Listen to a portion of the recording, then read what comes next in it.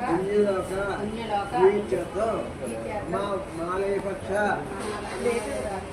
అమావాస్య పర్వదిన సమయే పితృ శాశ్వత పుణ్యలోక పితృదేవత అనుగ్రహ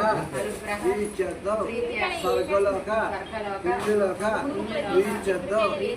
మా పితృదేవతలకు ఎవరికైనా ఆత్మ ఇచ్చేద్దాం స్వర్గలోక మా తల్లి వైపు కానీ తండ్రి వైపు కానీ ఎవరైనా ఇచ్చుకోవచ్చు. తల్లి వైపు కానీ తండ్రి వైపు కానీ ఎవరైనా ఇచ్చుకోవచ్చు.